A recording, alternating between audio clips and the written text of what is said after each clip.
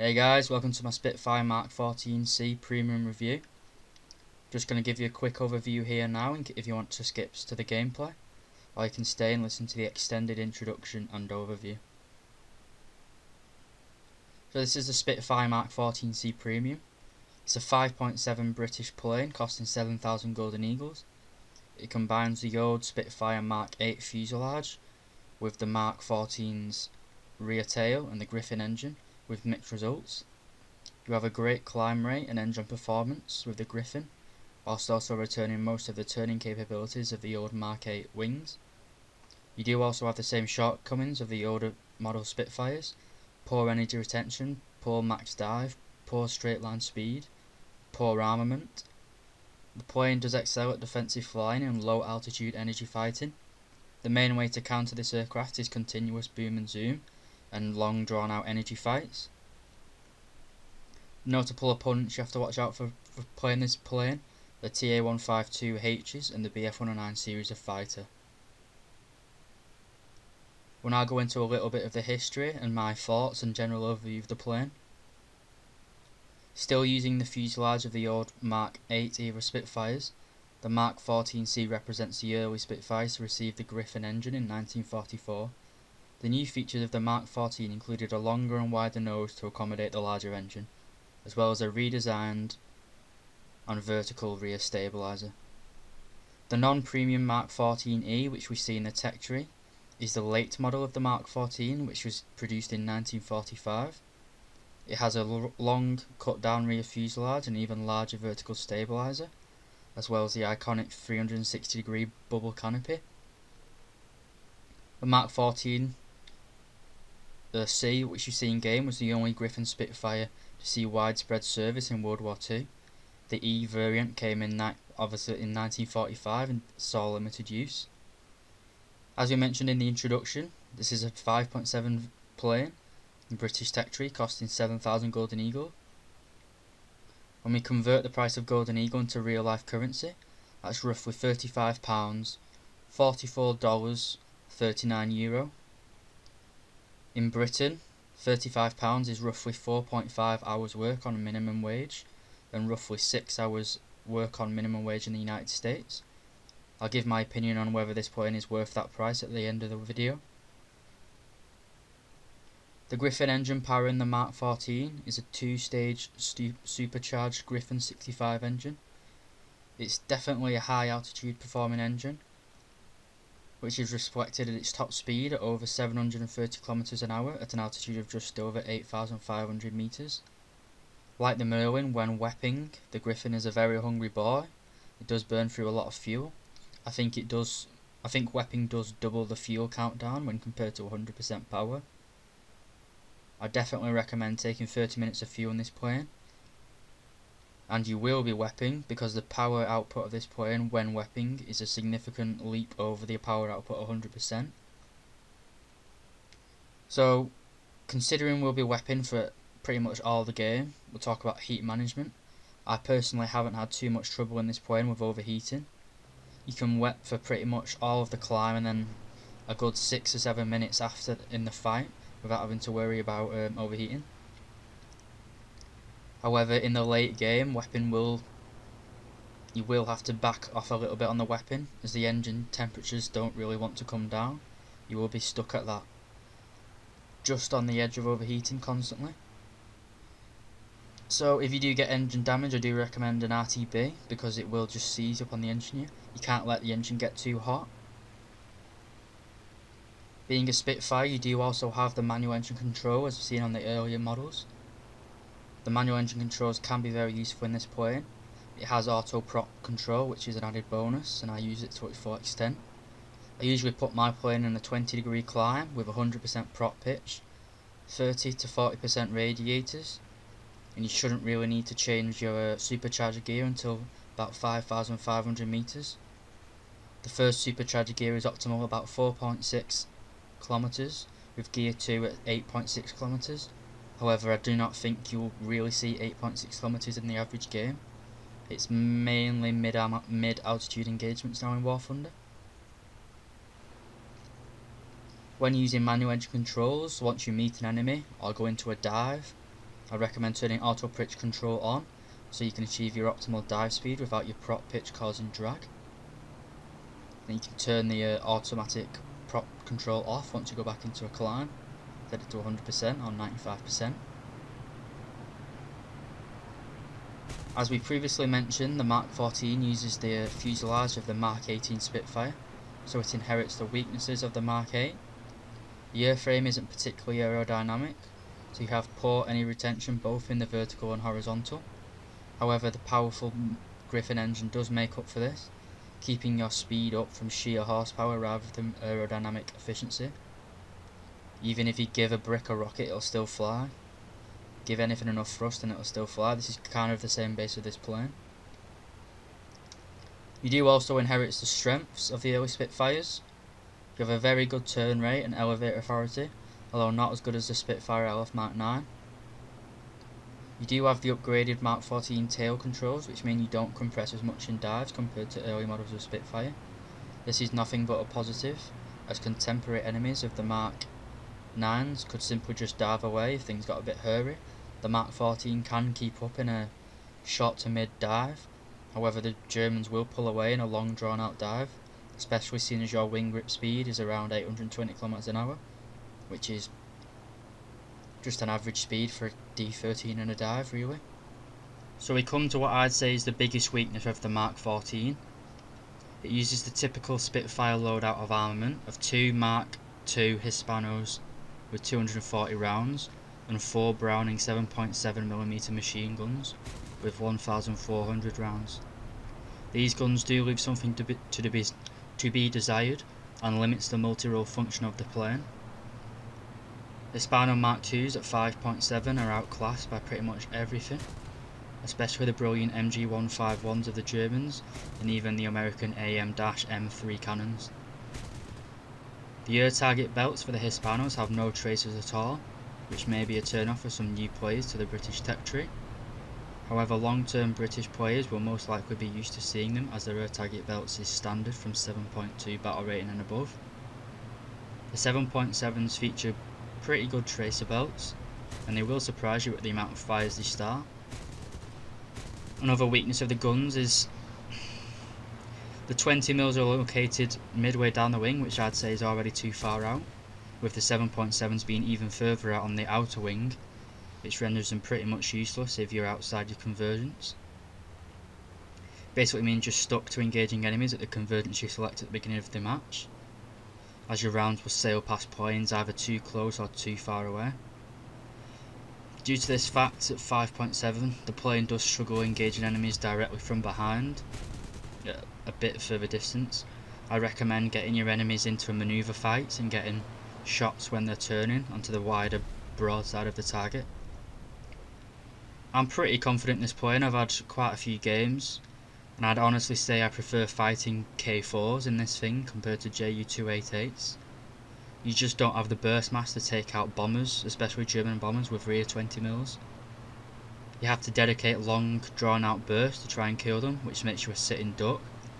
Even if you do manage to kill the Ju-288s or the He-177s or other contemporary fast bombers, you'll most likely suffer from engine damage and engine cooling issues, both of which will require an urgent return to base. Due to this, I don't really recommend engaging heavily armed bombers, especially at early stages of the game, because it will just put you out of the game for pretty much all of the middle part. The way I personally use the Mark 14 is to climb near enough straight at the enemies in a 20-degree climb. You can be quite aggressive in this plane due to your good defensive flying and engine power. When I do see an enemy on the horizon or a dot in the cloud, I do level out the plane to increase my airspeed. You do run into the occasional AFK climber. You do have a very good climb rate of nearly, I think it's 24 or something like that. You do have a very good climb rate. Nothing compares to the LF Mark 9s, but 22 isn't bad. You will, instead of AF climbers, you will usually be meted by an angry mob of TA152Hs and DO335s. DO335s aren't particularly hard to dodge, just turn underneath them. You'll see a bit of that in later gameplay. TA152s are a bit of a different story. You don't have the energy retention of most German energy fighters, especially the 152s and K4s. The Mark 8 wings they make you good at defensive flying at low and medium altitudes, but you can't turn nearly as well as you do above 6k. Therefore, if you get into a pickle, I'd simply just dive away, try and force them into an overshoot, and if you fail that, just bait them low for your teams. The role of this plane isn't really to get lots of kills, especially not at high altitude. You want to get above the enemy then force them low for your team. It's just how you've been playing traditional Spitfires since 2.7 really. Force your opponents low so you can mop them up for your team. And it is good when you're at low altitude, you outperform German props in nearly every way at low altitude. But at high altitude, things get a bit more even, and fair fights are for losers. At 5.7, most of your allied team will be other Griffon Spits, Tempests. You have the American F4U4Bs, P47Ms. You will see the occasional up tier for P51Hs.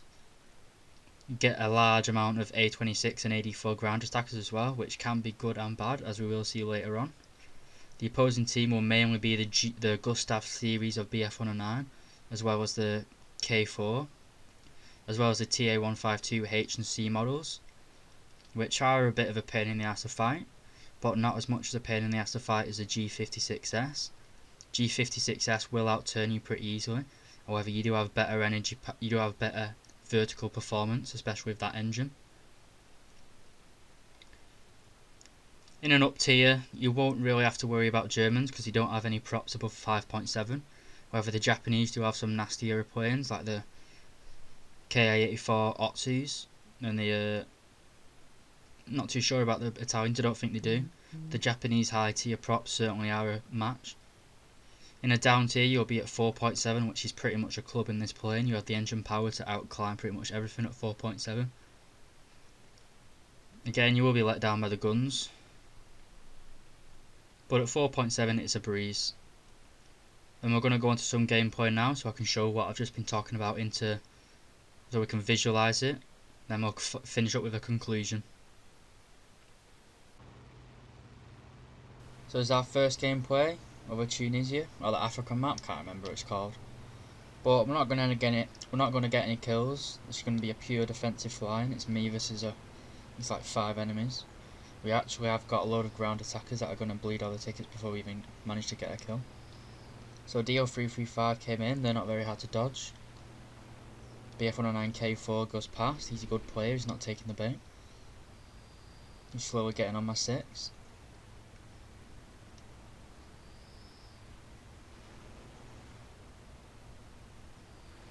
So I'll let him get to a kilometre, then I go evasive.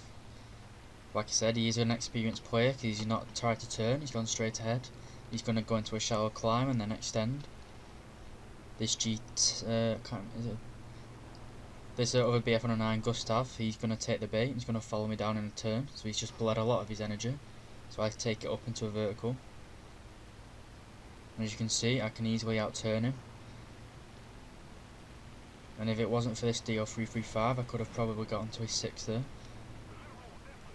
Big part of playing this plane, as well as all defensive manoeuvres in general, is knowing when to break off and when to go evasive for another enemy.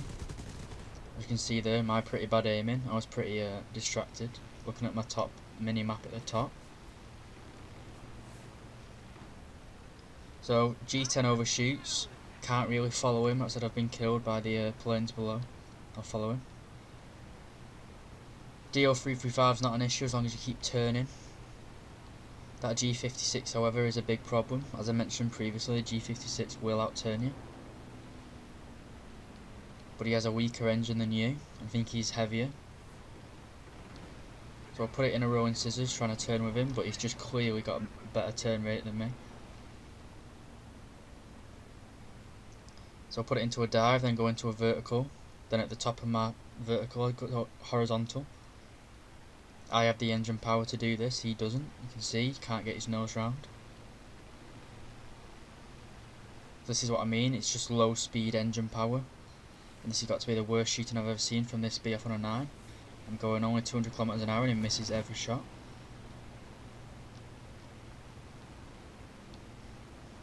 So when you play this plane and use your head, you can pretty much dodge everything if you've got experienced defensive flying. You can see here I'm 4-1 at the minute, and I'm not dead yet. Focke-Wulf 190, very bad elevator authority, so just do a little pull up in front of him, you can't follow. And then the game ends before I manage to get onto this G56. Like I said, it is a very manoeuvrable plane, and at low speed you can energy fight. High speed energy fighting is out of the question though, because you just don't have the aerodynamic fuselage for it. This game, it was a mixed bag this game. It was against a full clan of enemies. I'm not so familiar with the Seapot clan, I don't know who they are. But he's baited me well here for this KA-84. I was being a little bit too fixated on that TA-152C. So going to a rolling scissors with the KA-84. He's got more energy than me, so I tried to abuse that. Should have been dead there really if his guns didn't spark. So I've been on 0% throttle all this time, trying to get him. I am behind him now. What he should have done here is just broke off. He could have gone vertical, I wouldn't have been able to follow him. He didn't have this energy to follow. But this is what I mean, where you do have to get a side target. You can get those lucky pilot snipes if you get all your guns in convergence. But you can dogfight more manoeuvrable planes in this if you play it smart.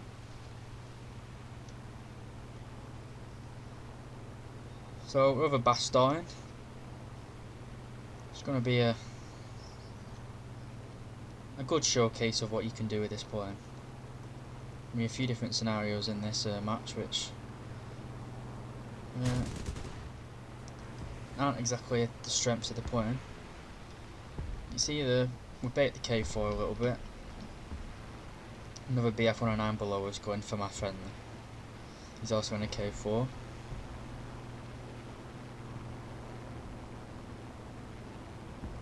So I'd say this is definitely the weakest part of the plane, shooting from this type of angle.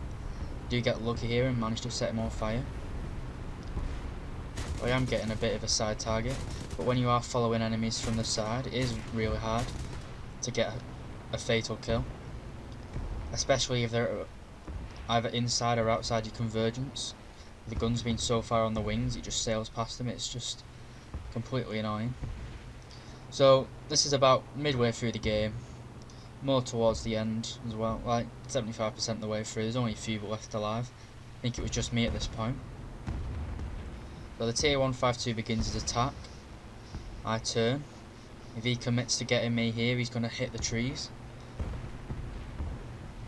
You can see I'm not really losing a lot of speed in the turn with that engine power. So he goes one way to extend, I go the complete other way. I'm going to drag him towards my airfield. Bit of a scummy thing to do, but I think this was a 3 versus 1. I think there's a TA-152 as well as him, and a DO-335 and HEU-177. You might be able to see him, that little dot over my base at the minute. So he should have extended more basically. You see behind me, he's coming at me, but he's in a very shallow dive. That means he's not going to be going that much faster than me when we finally merge.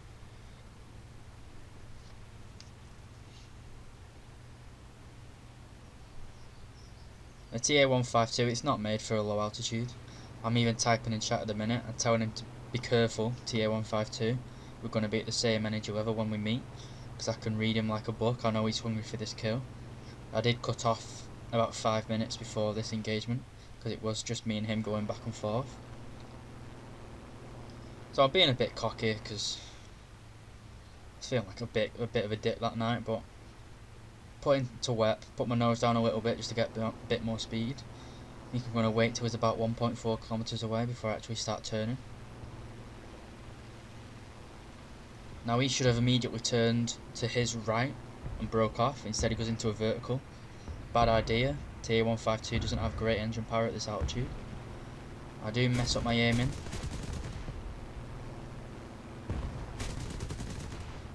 Pretty embarrassing aim, to be honest. We do manage to set him on fire with the 7.62s, luckily. You can just see how good we can prop hang in this player.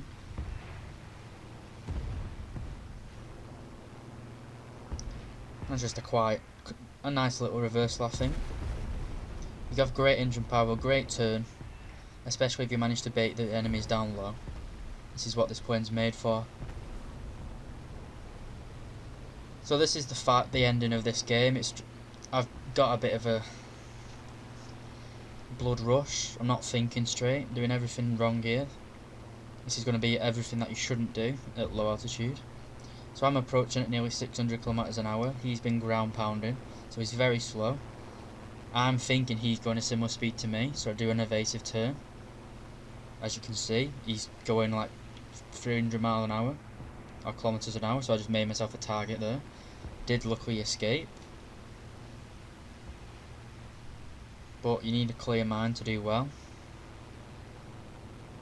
So should have just extended here and put it into a nice 20-degree climb, got above him, then re-engaged, but instead I wanted to get the kill. And it comes back to haunt me because I miss. He gets a kill on me and I don't get a kill on him. So it's just you can outturn the tier 152 at this, but I chose everything wrong. I had the energy advantage, I had turn advantage, and yet I went for the hungry kill, and he got me killed.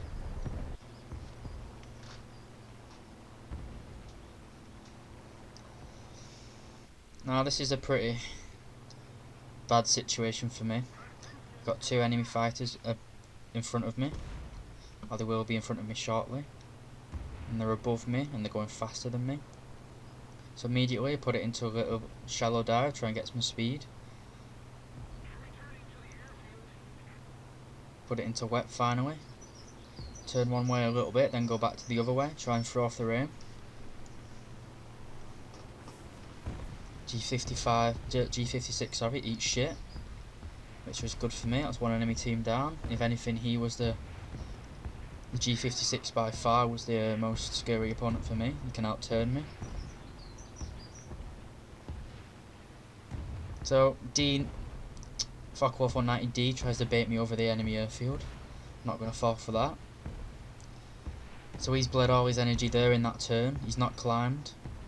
He's only about 500 meters above me in altitude. He doesn't have the engine power to accelerate that well. Get lucky here. He only manages to lightly damage my engine. But he goes into a vertical. He doesn't have the engine power for it. Managed to get hit with 7.62s, not the 20s. But the D13's engine is completely made for high altitude. It's not made for low altitude, certainly not made for low speed manoeuvring. So I'm just completely on top of him here, toying with him. So you have the performance. Like I say, you pretty much let down when you come to finish the kills. I have got bad aim here, but my convergence was set to 600 meters. And even then, you can't aim directly at the fuselage of the enemy plane because they're just going completely over the top of him. You have to aim to the side. Luckily, I do manage to get a crit and send him into the ground. So how do you do against the Americans? Well, as you can see, this is a NUC tier. It's an F8F1B. It's a 6.3 plane, and we're 5.7. I've cut off about 5 minutes worth of gameplay before this. Me and this Burkat were just mingling again, like the tier 152 in the game previous. This is a very experienced F8F player. He knows exactly when to fight, when to break off. You see me here. I should have died here really, and got very lucky. But when I go into a vertical, he drops down, splits S and goes away. He's faster than me, he's got better fuselage for speed than me. I've just bled all my speed going in that vertical, so you can safely evade.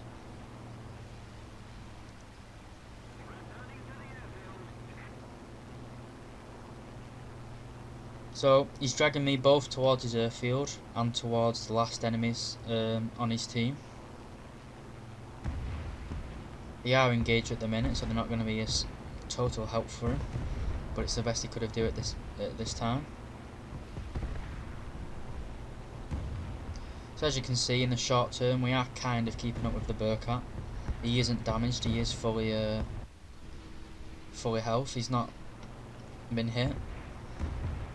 We will fall away from him when he gets to his top speed. But I can see what he's trying to do. He's trying to bait me low, straight to his enemies. I'm not going to fall for it. I could put it into a climb, get above him. I think I have... No, I don't have a better climb right actually. He outclasses me in pretty much every way. He's got better guns, better climb, better speed. Better roll, I think.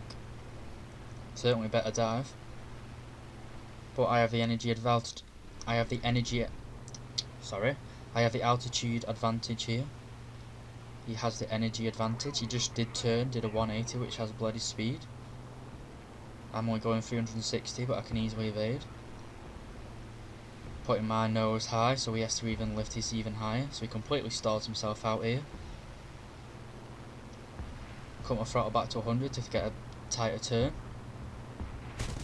And get a lucky pilot snipe. But the guns are usable, as long as you do get them on a broad side of the target. From behind, you are wasting your time unless they're literally making no effort at all to evade. So, everyone's favourite map, Norway. This is a very sketchy kill.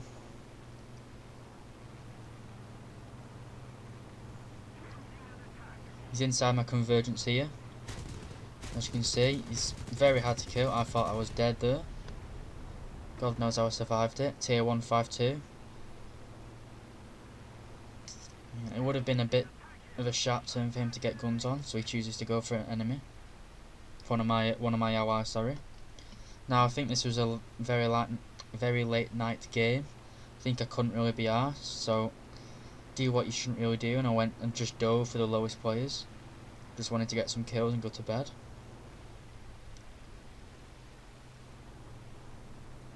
So there's a SAKO 190D and a BF 109 K4 down there. They're not really built for low altitude whatsoever. I'm just having a quick look around before I commit to a low altitude fight.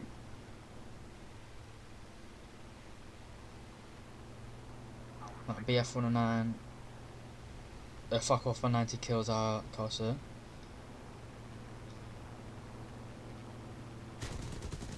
Completely fuck up the shots on that BF 109. I think I do manage to get hit with a 7.62. That D9 pulls up, extends and pulls away, so I feel comfortable bleeding my energy to go for this K4. K4 does evade, but he's bled all his energy, so he can't really do it that effectively. I can't really get my guns on target that closer range. The D has come back in. It's a D9. I completely outturn him. I've got better engine power. Soon climb after him. Not much he could have done in this scenario. He's bled all his speed, all his energy.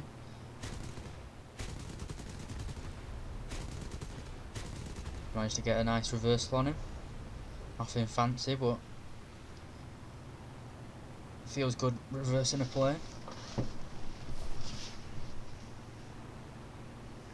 Now I've got the K4 left. I think he's pretty much given up. He can't really do much without his energy.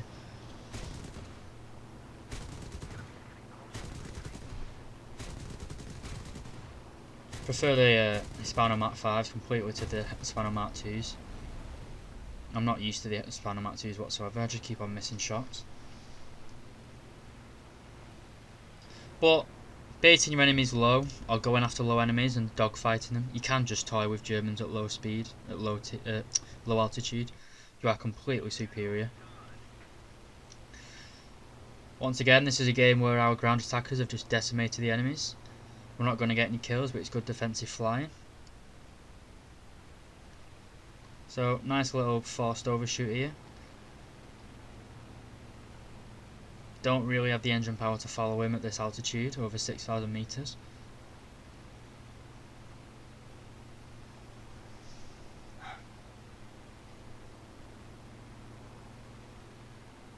Can turn with him with a prop hang though. But some TA152s decide to join the party. Now that is the YouTuber Define. He's a jet YouTuber. Not sure his skill in props, but after this game I know he is very good. So I go evasive, try and throw off his aim. But at this altitude he has a better engine and he has a better turn rate. You can see he just completely turns inside me. That scared me how quick that turned. So I realised I'm not going to win a turn in engagement. So I'm just trying to drag these guys low. As you can see, my teammates are all low, just fucking around. Well, they do win us the game, but they're not really offering any. None of them climbed, basically. So we're just diving away. Trying to drag them low where I'm better suited to fight them. Tier 152s don't take the bait. Just in a little row to throw off the G10. Can't really solo any of these guys.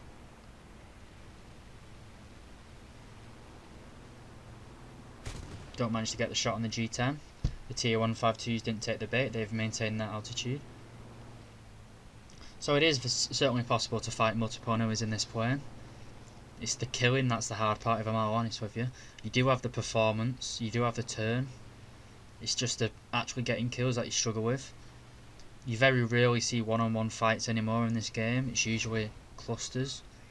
If you can, get your enemy so they're completely and utterly low on energy, so they're an easy shot before you actually take a kill. So I've not seen this map in a while. This is I think it's Saipan. It got removed from the game because it was broken as fuck. Basically the Japanese used to get an air spawn and the British didn't. And you all know Japanese planes climb a lot better than a British, so it was just a complete club. But now we both get air spawns. So how does this fight against the Japanese? Well, any team to fight the Japanese, you need teamwork. If you don't have teamwork, you can't really do it because the Japanese just swarm you. Doing something stupid here. A7M1 is an energy fighter, but his teammates aren't, so I shouldn't really be giving away my energy like this.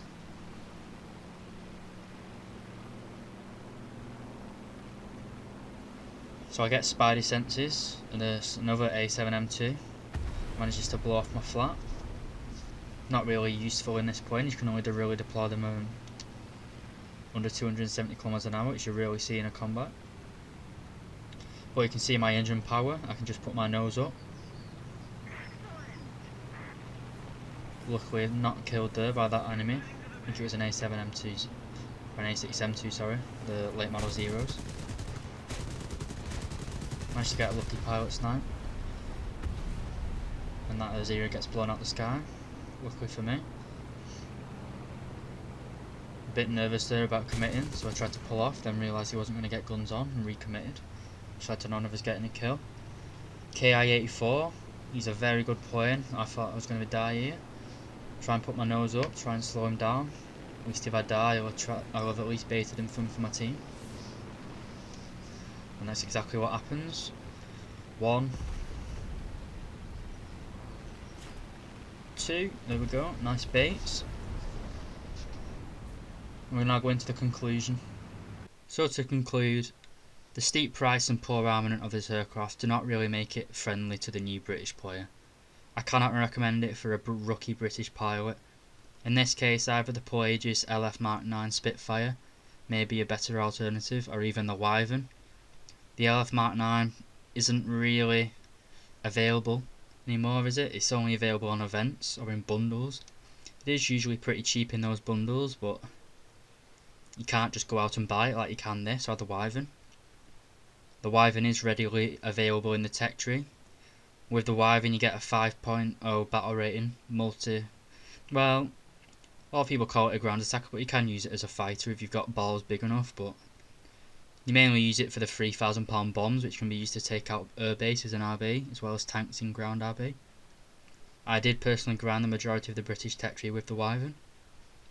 Another point I'd like to bring up quick is that the British Premium MB5, or Martin Baker 5, was recently removed from the game, so a potential British Premium may be coming at rank 5, but I haven't heard anything from this from Gaijin. I personally hope we do get either a Sea Fang or a Supermarine Spiteful plane. So you might want to hold off on purchasing any premium in case we get more clarification on Gaijin, but there is nothing in the works. So final statement, the Mark 14 is an effective plane when used to beat enemies low. You have got great low energy performance in terms of turning. Your engine is suited for high altitude, but it does perform pretty good at low altitude. low altitude I'd use it as a pseudo energy fighter. You're going to be at low speed, you've got great engine thrust, you can get into some verticals, especially against G56s. They think they're so big because they can outturn you, but you just put it into a vertical, bleed all the speed and they're just sitting ducks.